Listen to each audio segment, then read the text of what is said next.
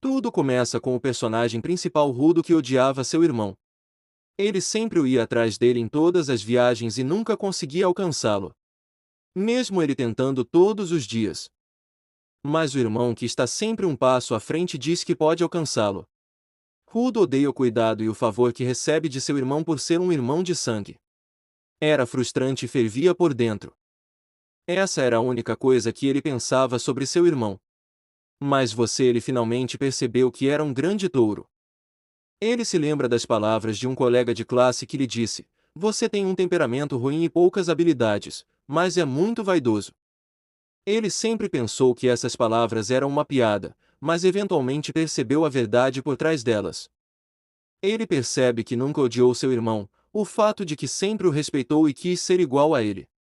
Embora seja quase impossível agora, seu irmão está morto e ele morreu para proteger. Ele percebeu que nunca poderia odiar seu irmão. Ele percebe que seu irmão sempre assume a liderança em todas as situações e sempre o protege correndo à sua frente.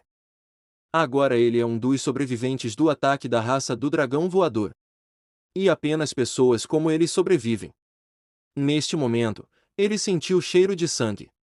Ele sabia que logo ele também morreria. Bem, isso é inevitável. E perdeu um braço e uma perna antes de morrer. No entanto, ele deve garantir a cabeça de alguns dos bastardos que roubaram seu doce irmão. Ele começou a lutar contra os dragões até que teve uma visão à sua frente. Bem diante de seus olhos, a figura tem pés humanos, pernas amarradas e tem asas. Ele se perguntou o que era a figura à sua frente e levou mais de um minuto para entender com o que estava lidando. Depois de observá-lo brevemente, ele concluiu que, com base na aura que emitia, ele provavelmente era o rei da raça dos dragões. No entanto, isso não parece justo para ele, já que todos os reis do clã dos dragões estão mortos. Eles morreram. Seus companheiros e seu irmão lutaram contra o rei dos dragões e morreram com eles. Ele também estava confuso porque não conseguia sentir nenhuma força da pessoa à sua frente. O personagem fala com ele e ele perguntou com quem ele ficaria se todos estivessem mortos. Os instintos de Rudri lhe diziam que aquela pessoa era perigosa e ele não tinha tempo para se perguntar quem ele era e o que estava planejando. Tudo o que ele tinha que fazer então era lutar. Ele deve matá-lo a todo custo. O desconhecido também notou a determinação de Rude em lutar contra ele e se preparou para a batalha. Rude sabia que só tinha uma chance e tinha que derrotá-lo imediatamente. Ele balançou sua espada para finalmente dividir a cabeça do homem ao meio. Peça a ela que espere um momento e deixe-os conversar. De repente, a visão de Woody foi bloqueada por um flash de luz branca e de repente ele se viu em uma cidade. Ele se pergunta o que está acontecendo e assume que voltou no tempo. Quando ele estava prestes a se mudar completamente para seu novo mundo, ele foi informado de que seria um matador de dragões. E como seu nome sugere, ele tem que ter certeza de matar todos os dragões. Ele é responsável por parar todos os monstros que sentem que podem destruir os humanos e é seu dever como humano. Enquanto tentava se ajustar ao novo ambiente, ele ouviu uma voz dando as boas-vindas a todos os recém-chegados que decidiram ingressar na Academia Dragon Slayer. Arit 1. A pessoa disse que a escola foi fundada há mais de 700 anos e forneceu a melhor educação em matar dragões. Ele se perguntou o que estava acontecendo. Mas a cena parece familiar a algo que ele já sabia e percebeu no mesmo dia da cerimônia de entrada no Aritim. Ele pensou em todas as memórias que tinha da batalha entre os monstros que capturaram seu irmão. Ele se perguntou se tudo isso era um sonho, mas ele teve uma sensação estranha.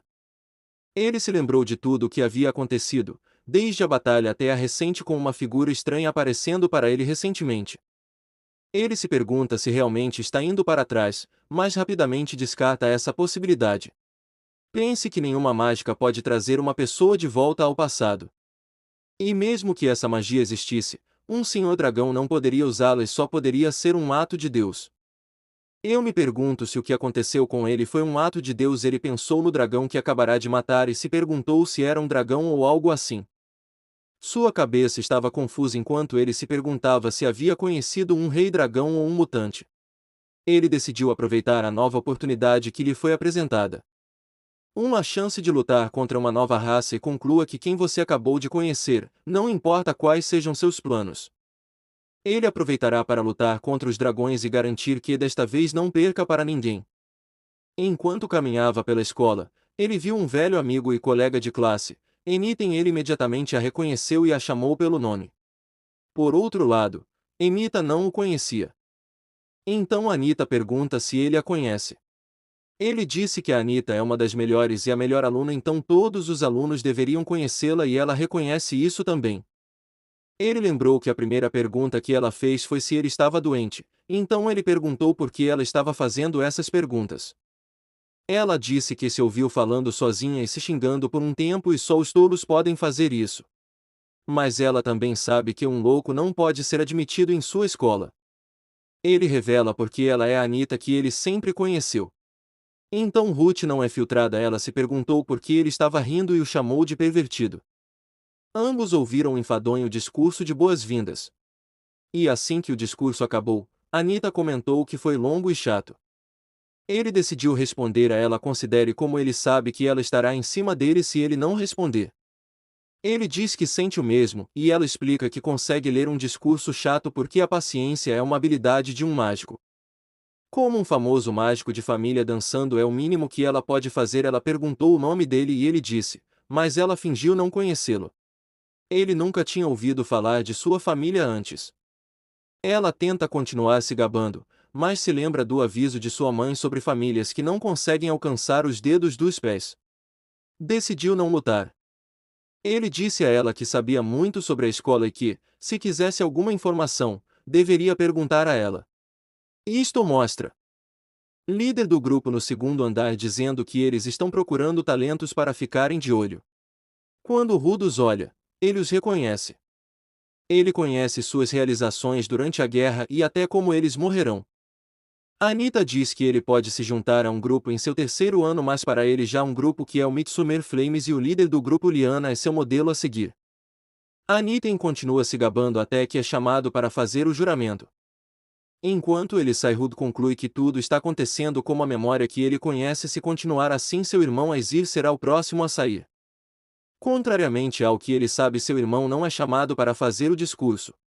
Na verdade, o presidente do conselho estudantil acaba sendo o melhor amigo de seu irmão Jeremy Duville. Jeremy dá um discurso para dar as boas-vindas aos calouros da escola.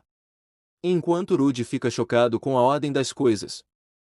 Em vez de ir para a aula, se aproxima de após o discurso e pergunta sobre seu irmão. Perguntando se não concorreu ao cargo de presidente. Mas me disse que nunca ouviu o nome Aizir na escola.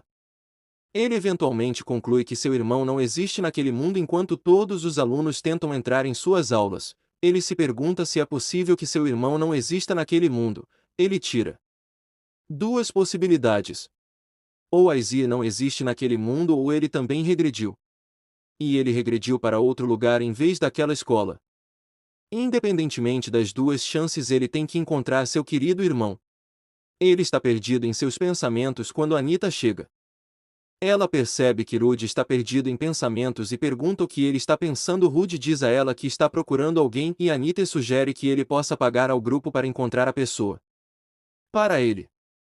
M diz que acha que a pessoa está em sua academia, então imita e aconselha que ele vá para a biblioteca da escola e descubra se o nome da pessoa está na lista de alunos antes que Emita termine seu conselho. Ruth se levanta e segue para a biblioteca, fazendo com que Nito chame de volta e lembre que sua primeira aula em 15 minutos, perguntando se ele quer perder sua primeira aula. Ruth dizem.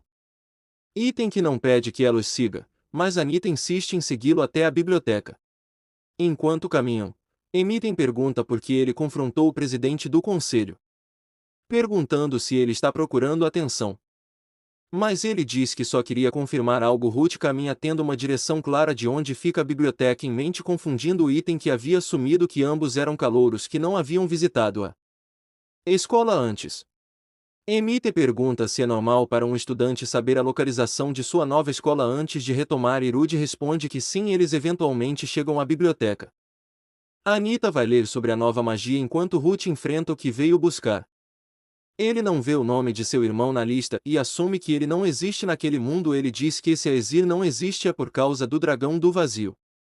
Sartin, o rei dos dragões que controla as dimensões e o vazio. Durante a guerra, Sati levou o corpo de seu irmão embora. Ele pode tê-lo levado para outra dimensão, O que significa que seu irmão pode estar vivo em outra dimensão, mas também significa que Sati existirá lá. Ele conclui que seu irmão não está lá e tenta sair para a aula. Então chama Anita, mas a encontra tentando emprestar 13 livros. O atendente diz a ela que só pode emprestar 3 e o atendente chama a atenção das autoridades para os calouros que não estão na aula. Então eles correm rapidamente para a aula.